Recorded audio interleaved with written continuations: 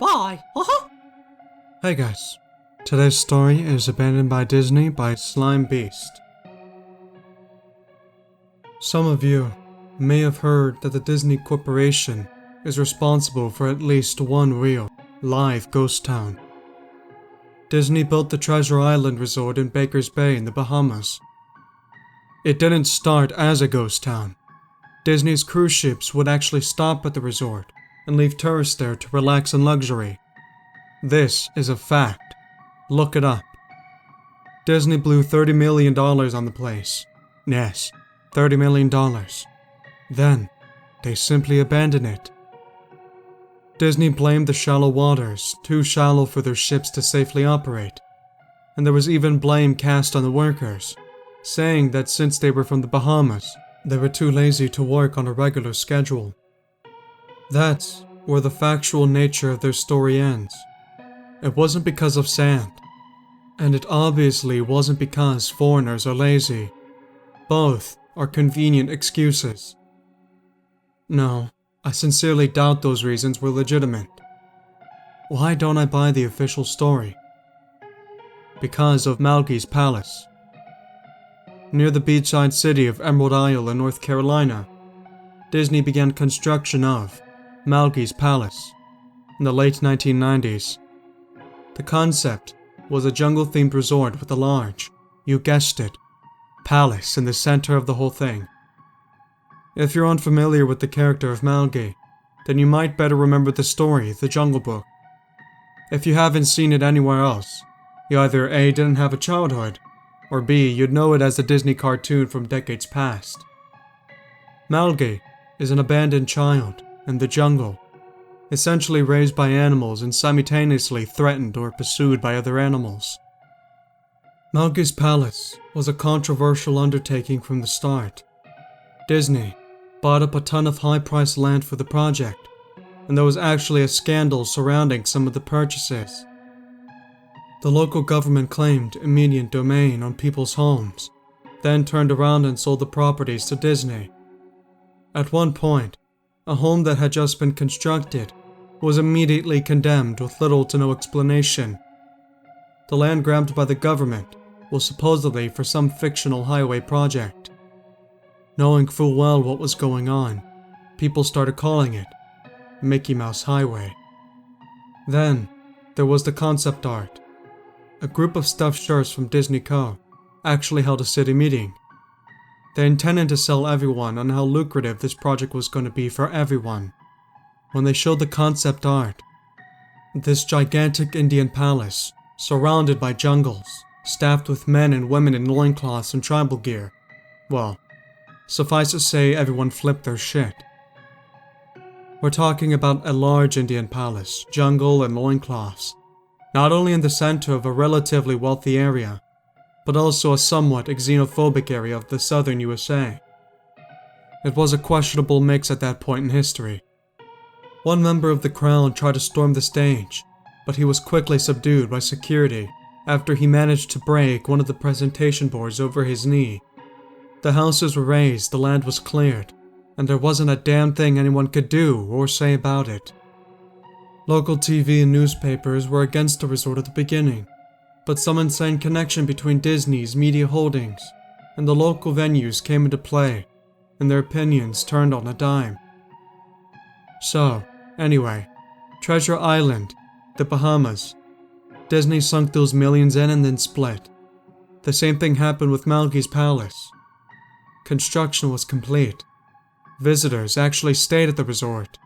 The surrounding communities were flooded with traffic, and the usual annoyances associated with an influx of lost and irate tourists. Then, it all just stopped. Disney shut it down and nobody knew what the hell to think, but they were pretty happy about it. Disney's loss was pretty hilarious and wonderful to a large group of folks who didn't want this in the first place. I honestly didn't give the place another thought since hearing it closed over a decade ago. I live maybe 4 hours from Emerald Isle, so really, I only heard the rumblings and didn't experience any of it firsthand. Then, I read this article from someone who explored the Treasure Island Resort and posted a whole blog about all the crazy shit he had found there. Stuff just left behind. Things smashed, defaced, probably ruined by the disgruntled former employees who had lost their jobs. Hell, the locals from all around probably had a hand in wrecking that place. People there just felt as angry about Treasure Island as folks here did about Malky's place. Plus, there were rumors that Disney had released their aquarium stock into the local waters when they were closed, including sharks. Besides, who wouldn't want to take a few swings at some merchandise after that? Well, what I'm getting at is that this blog about Treasure Island got me thinking. Even though many years had passed since its closing, I figured it might be cool to do some urban exploration at Malky's Palace. Take some photos, write about my experience, and probably see if there was anything I could take home as a memento. I'm not gonna say I wasted no time in getting there, because honestly, it took me another year after I first found that Treasure Island article to get around to going up to Emerald Isle. After the course of that year, I did a lot of research on the Palace Resort. Or rather, I tried to. Naturally, no official Disney site or resource made any mention of that place. That had been scrubbed clean, even odder, however, was that nobody before myself had apparently thought to blog about that place or even post a photo. None of the local TV or newspaper sites had one word about that place. Though, that was to be expected since they all had swung Disney's way. They wouldn't be out there lauding their embarrassment, you know? Recently, I learned that corporations can actually ask Google, for example, to remove links from search results.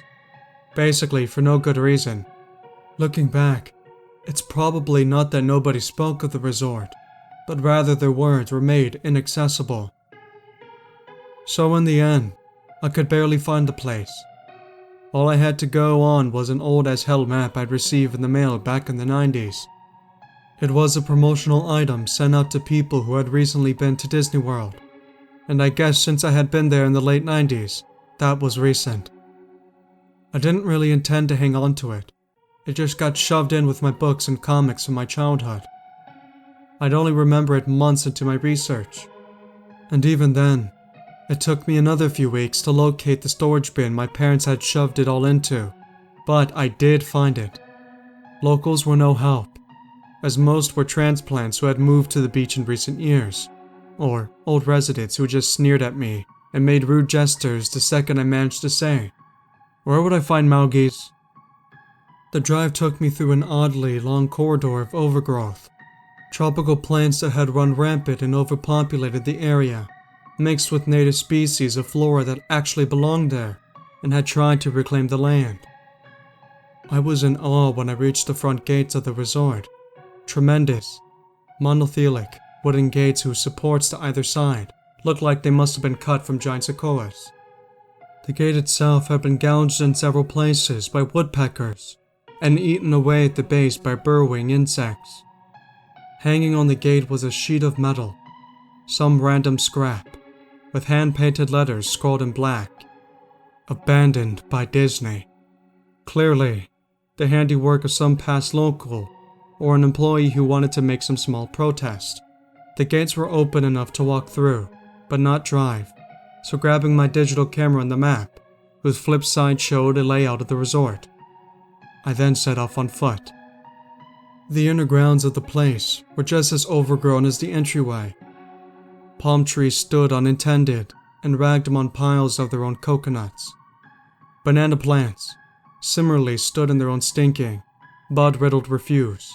There was a sort of clash between order and chaos, as carefully planted rows of Panera flowers mixed with obnoxious tall weeds and stinking, blackened mushrooms. All that remained of any outdoor structures were broken. Rotting wood and various charred bits of unidentifiable material. What was most likely an information booth or an outdoor bar was now simply a pile of assorted debris chopped up by the past vandalism and ravaged by weather. The most interesting thing on the grounds was a statue of Baloo, the friendly bear from the Jungle Book, which stood in a sort of courtyard in front of the main building. He was frozen in a jovial wave toward no one, staring into empty space, with a silly, toothy grin as bird shit covered whole swaths of his fur and vines ensnared his platform. I approached the main building, the palace, only to find the outside of the building covered in graffiti, where the original paint had been peeled and chipped away. The front doors weren't just open, they had been taken off their hinges and were stolen. Above the front doors, or the gaping maw where they had been, someone had once painted again, "Abandoned by Disney." I wish I could tell you about all the awesome stuff I saw inside the palace. Forgotten statues, abandoned cash registers, and a full-fledged secret society of homeless bums. But no. The inside of the building was so stark, so bare, that I actually think people had stolen the moldings off the walls. Anything that was too big to steal, counters, desks, giant fake trees, they were all resting amid this empty echo chamber that amplified my every step, like a slow rat-a-tat of a machine gun. I checked the floor plan, and headed to all the locations that might seem in any way interesting. The kitchen was, as you'd imagine, an industrial food prep area, with all appliances in space. No expenses spared. Every glass surface was broken, every door knocked off its hinges, every metal surface kicked and dented. The entire place smelled like very old piss. The huge freezer, not even remotely cool now, had row upon row of empty shelf space. Hooks hung from the ceiling, probably for hanging cuts of meat, and as I stood inside for a moment, I noticed they were swinging. Each hook swung in a random direction, but the movements were so slow and small that it was almost impossible to see. I figured it had been caused by my footsteps, so I stopped one from swinging by clutching it into my fist, then carefully letting it go.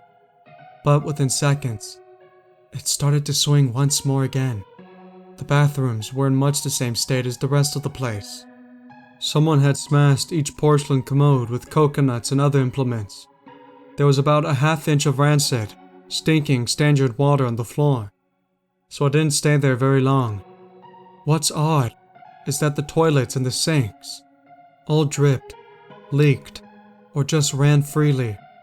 It seemed to me that they should have shut the water off long ago. There were plenty of rooms in the resort, but naturally, I didn't have time to look through them all. The few I did peer into were similarly wrecked, and I didn't expect to find anything there. I thought there was actually a television or radio in one room, as I really think I heard a quiet conversation coming out. Though it was like a whisper, probably my own breathing echoing in the silence. Or just another case of the sound of flowing water playing tricks on the mind. This is what it sounded like. 1. I didn't believe it. 2. Short, unknown reply. 3. I didn't know that. I didn't know that. 4. Your father told you. Or 5. Unknown reply or possibly just weeping. I know, that sounds ridiculous. I'm just telling you what I experienced. Why I thought there might have been something running in that room. Or worse. Some troglodytes who had holed up there and probably would have knifed me. At the front doors of the palace again, I figured I hadn't found anything of note and had wasted the trip up. As I looked out the door, I noticed something interesting in the courtyard that I had apparently missed. Something that would give me at least one thing to show for all my trouble, even if it was just a photograph. There was a lifelike statue of a python, maybe 80 feet long, coiled up and sunning itself on a pedestal right in the center of the area. It was almost time for the sun to start setting, so the light fell onto the object in the perfect way for a photograph. I approached the python and snapped a photo. Then, I stood on my toes and snapped another. I moved closer again to get the detail of its face. Slowly, casually, the python lifted its head. It looked directly into my eyes, turned, and slithered off the pedestal, across the grass, and into the trees. All 80 feet of it. Its head long disappeared into the woods before its tail even left the sunning spot. Disney had released all their exotic animals onto the grounds. Right there on my floor plan map was the reptile house. I should have known. I'd read about the sharks at Treasure Isle, and I should have known they'd done this. I was dumbfounded, just utterly stupefied. My mouth must have been hanging open for the longest time before I came back down to earth and snapped it shut. I blinked a few times and backed away from where the snake had been, back toward the palace. Even though it was totally gone, I still wasn't taking any chances and backed my way into the building. I took a few deep breaths and slaps to my own face to get myself right in the head again after that. I looked for a place to sit down, as my legs were feeling a bit like jelly at this point. Of course, there was no place to sit down unless I wanted to recline in the broken glass and dead leaf carpet or hole myself up onto a desk of questionably reliability. I had seen some stairs near the palace's lobby, and decided to go have a seat there until I felt better. The staircases was far enough away from the front of the building to be relatively clean, save for a startling accumulation of dust. I pulled a wedge of metal off the wall. Once again, it was painted with "Abandoned by Disney" motto I'd become accustomed to. I placed the wedge on the stairs and sat it on to keep it at least somewhat clean. The stairway led downward, below ground level, deeper and deeper. I was slowly walking around, using my camera as a sort of improvised flashlight. I could see that the staircase ended in a metal mesh door with a padlock. A sign on the door, a real sign, read, "Mascots only. Thank you." This perked up my spirits a little bit, for two reasons. One, a mascots only area would definitely have some interesting stuff back in the day. Two, the padlock was still in place. Nobody had gone down there. Not the vandals. Not the looters. Nobody. This was the only place I could actually explore, and perhaps find something interesting to photograph or wantonly steal. I'd come to the palace essentially agreeing with myself that it was okay to take anything I wanted because hey, abandoned. It didn't take much to bust a lock. Well, actually that's wrong. It didn't take much to bust a metal plate on the wall that the padlock was hooked to. Time and decay had done most of the work for me, and I was able to bend the metal plate enough to pull the screws out of the wall. Something nobody else had apparently thought of, or hadn't been able to do at the time. The mascots only area was a startling and very welcome change from the rest of the buildings I've seen. For once, every second or third fluorescent light overhead was illuminated, even though they flickered and faded randomly. Also, nothing had been stolen or broken, even if age and exposure were definitely taking their toll. Tables had notepads and pens. There were clocks. Even a punch-in clock on the wall complete with filled-out time cards. Chairs were scattered around, and there was even a small break room with an old, static-filled television, and long rotted-out food and drink on the counters. It was like one of those post-apocalyptic movies, where everything was left in the state of evacuation. As I walked the maze-like sub-basement hallways of the mascot-only area, the sights just became more and more interesting. As I went further, desks and tables were knocked over, paper scattered and almost melded with the damp floor, and a large carpet of mold was slowly overtaking the real rotting Chrisman floor covering. Everything was just sort of squishy. Anything wood disintegrated into mush when I applied even the least amount of force, and clothing items hanging on the hooks in one of the rooms simply fell to moist threads if I tried to unhook them. One thing that annoyed me was the light was becoming more sparse and unreliable as I went further into the dark, suffocating depths of that place. Eventually, I reached a black and yellow striped door with the words, "Character Prep 1," stenciled on it. The door wouldn't open at first. I figured this was probably where the costumes were kept, and I definitely wanted a photograph of that twisted, stinking mess.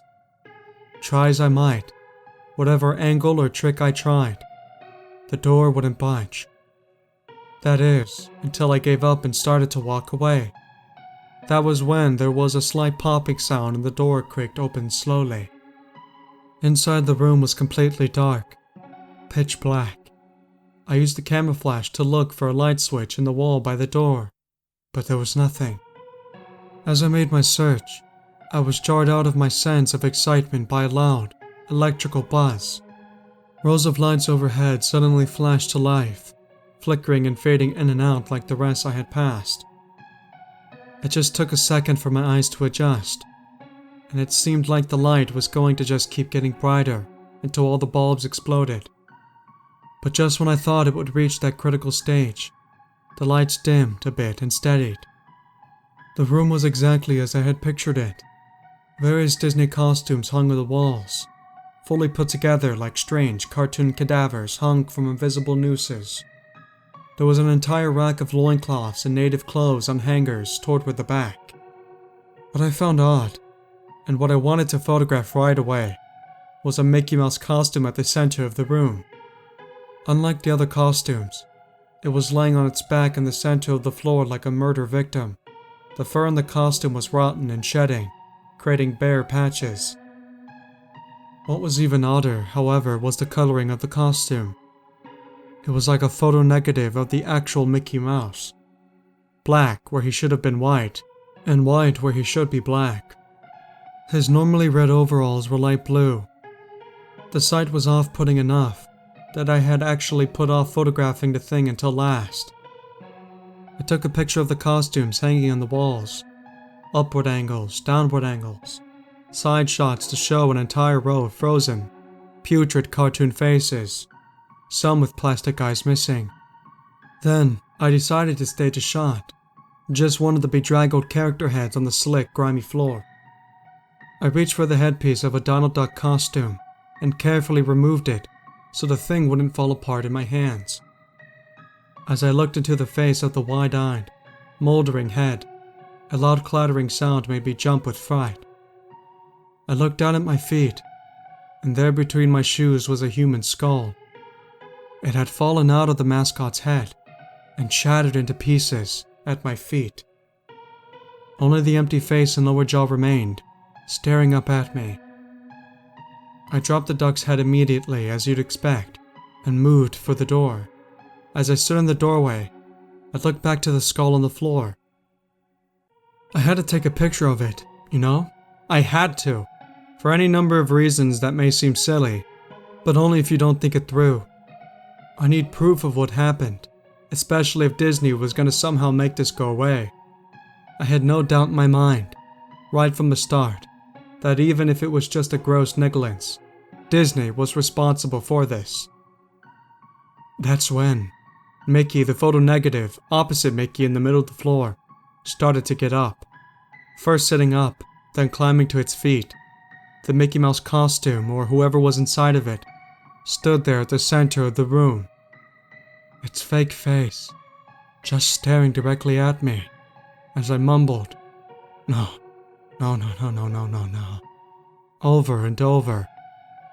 With shaking hands, a violently thrashing heart, and legs that had once again turned to jelly, I managed to lift the camera and aim it at the opposite creature now quietly sizing me up. The digital camera screen displayed only dead pixels in the shape of the thing. It was a perfect silhouette of the Mickey costume. As the camera moved in my unsteady hands, the dead pixels spread, marrying the screen wherever Mickey's outline moved to. Then, the camera died, went blank and quiet and broken. I raised my eyes once again to the Mickey Mouse costume. Well, hey there! It said in a hushed, perverted, but perfectly executed Mickey Mouse voice. Want to see my head come off? It started to pull at its own head, working its clumsy, gloved, clawed fingers around its neck with clawing, impatient movements similar to a wounded man trying to pull himself free of a predator's jaws. As it worked its digits into its neck, so much blood. So much thick, chunky yellow blood. I turned away as I heard a sickening tearing of cloth and flesh. Only cared about getting away. Above the doorway out of his room, I saw the final message clawed into the metal with bone or fingernails. Abandoned. By God. I never got the pictures out of the camera. I never wrote the blog entry about it. After I ran from that place, fled for my sanity if not my very life, I knew why Disney didn't want anyone to know about this place. They didn't want anyone like me getting in. They didn't want anything like that getting out. Hey guys, it's me Lucid. Thank you so much for watching this video. I want to start off by saying, Disney, please don't sue me. This is not a true story, at least as far as I know. But yeah, if you enjoyed today's video, please like and subscribe and consider watching my other videos. Have a good one, and as always, the dark is simply the answer.